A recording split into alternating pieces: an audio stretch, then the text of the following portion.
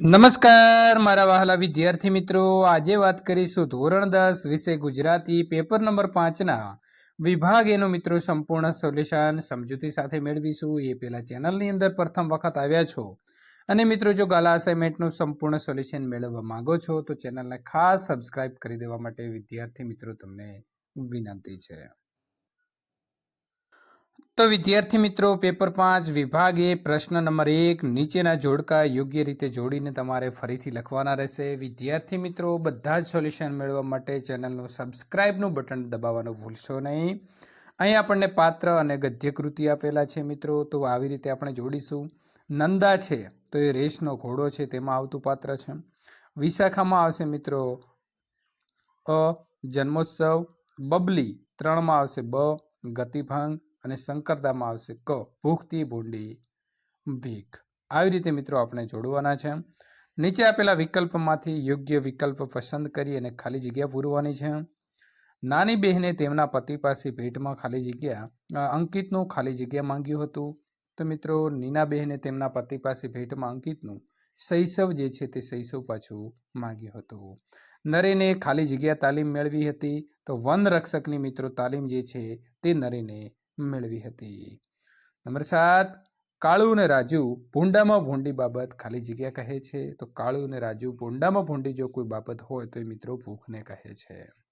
ઉપરવાસમાં ખાલી જગ્યા નદીની અંદર ઘોડાપુર આવ્યા હતા, તો શેત્રુંજી નદીની અંદર મિત્રો ઘોડાપુર જે છે તે આવ્યા હતા। નીચે આપેલા પ્રશ્નોના એક વાક્યની અંદર ઉત્તર લખો। ડુંગરની પત્નીને હૈયું શું જડાઈ ગયું હતું? તો ડુંગરની પત્નીને હૈયે તેની મૃત્યુ પામેલી દીકરી બબલીની પગલીઓ જડાઈ ગઈ હતી।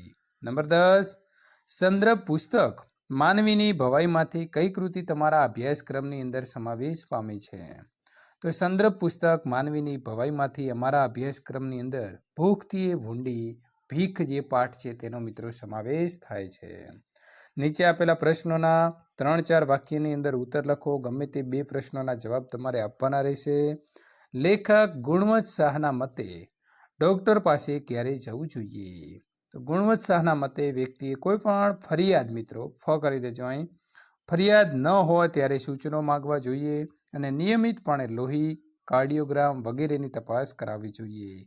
દાંતના ડોક્ટર પાસે કોઈ પણ પ્રકારનો દુખાવો ન હોય ત્યારે પણ મિત્રો સમયાંતરે આવવું જોઈએ। પ્રશ્ન નંબર 12, રાજકોટ છત્રી લેવા જવાની વાત સૌને મૂર્ખામી ભરી લાગતી હતી, કારણ કે શું કારણ હતું મિત્રો? તો સર્જક અમદાવાદથી રાજકોટ છત્રી લેવા માટેનું બસ ભાડું ₹250 થતો હતો। આ ઉપરાંત રિક્ષા ભાડું, ચા નાસ્તો વગેરેનો કુલ ખર્ચ ₹350 થઈ જાય છે। તો આ કારણે છત્રી લેવા માટે રાજકોટ જવાની વાત બધાને મૂર્ખામીવાળી લાગતી હતી। બાવાના 2 બગડ્યા એમ કાળુ શા માટે કહે છે? તો કાળુને સુંદરજી શેઠ કહે છે કે આ તમારું છે અને તમને આપીએ છીએ।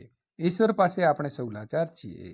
શેઠના આ સૂચનથી કાળુએ 1.5 પાસેર ખીચડી પોતાના કારેલા ધોતિયાના છેડે બાંધી, પણ ત્યાંથી જતા જતા તેને હસવું આવે છે કે આ તો બાવાના 2 બગડ્યા જેવો ખેલ થયો। એટલે કાળુ માને છે કે આથી કોઈની પાસે માગવો નહીં, એવી પ્રતિજ્ઞા પણ પડાય નહીં અને ભીખ માંગીને મરવા જેવું થયું। તો અહીં પણ મિત્રો આપણે શું લખીશું? ભીખ।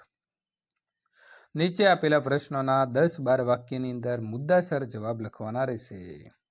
મનીષાનું મિત્રો પાત્ર ચિત્રણ ભૂલી ગયા પછી કૃતિના આધારે કરો। તો ભૂલી ગયા પછી કર્તા એટલે કે લેખક છે રઘુવીર ચૌધરી, સાહિત્ય પ્રકાર છે એકાંકી, સંદર્ભ મિત્રો આવશે ત્રીજો પુરુષ ભૂલી ગયા પછીમાંથી। એકાંકીમાં સર્જકે સંબંધ છૂટા પડ્યા પછી ફરી એ સંબંધ બંધાય છે તે ઘટના વ્યક્ત કરી છે। એટલે કે એકાંકીનું શીર્ષક યથાર્થ સ્પષ્ટ થાય છે કે તે સંદર્ભે મનીષાનું પાત્ર લેખનના સંદર્ભે એક પંક્તિ યાદ આવે છે। જળ મળે ને ઝાંઝવા પીવાય છે, જિંદગી બસ એ જ રીતે જીવાય છે, સાવ હલકા ફૂલ જેવો પ્રેમ છે, કેમ તો એ મળવું ભારે થાય છે। મનીષા એક શિકારી પિતા વિરાટની પુત્રી છે।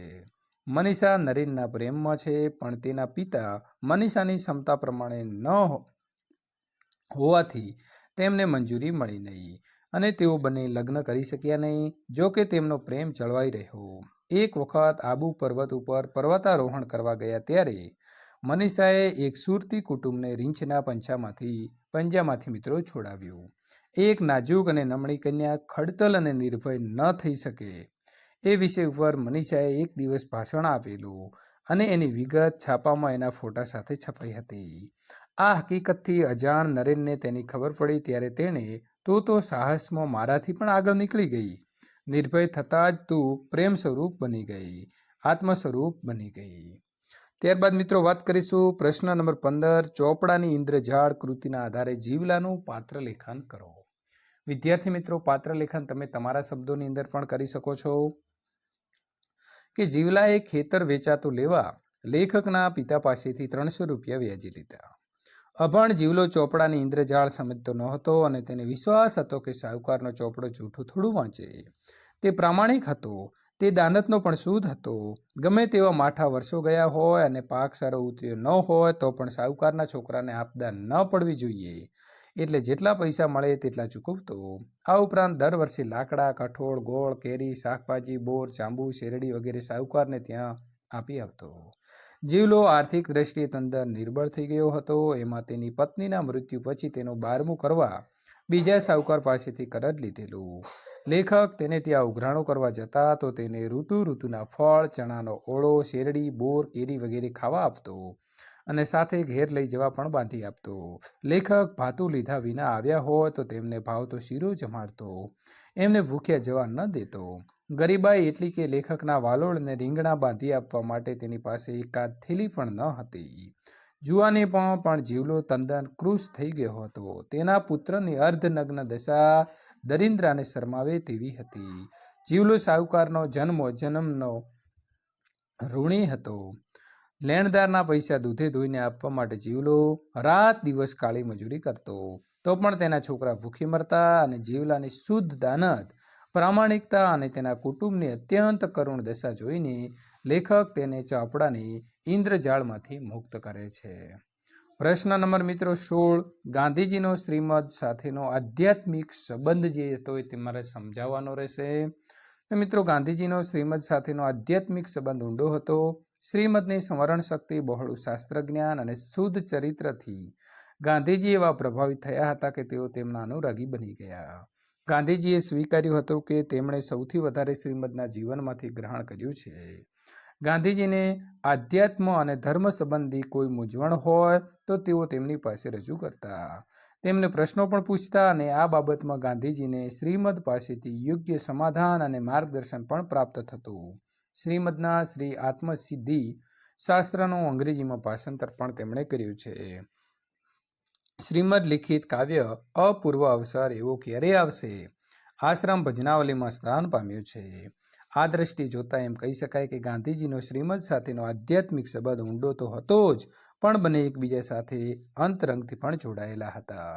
વિદ્યાર્થી મિત્રો, અહીં સંપૂર્ણ વિભાગ એનું સોલ્યુશન પૂર્ણ થાય છે. વિભાગ બીનું સોલ્યુશન મેળવવા માટે અહીં આપેલી એન્ડ સ્ક્રીન અથવા નીચે ડિસ્ક્રિપ્શનની અંદર આપેલી લિંક ઉપર ક્લિક કરીને ત્યાંથી આગળના વિભાગનું સોલ્યુશન મેળવી શકો છો.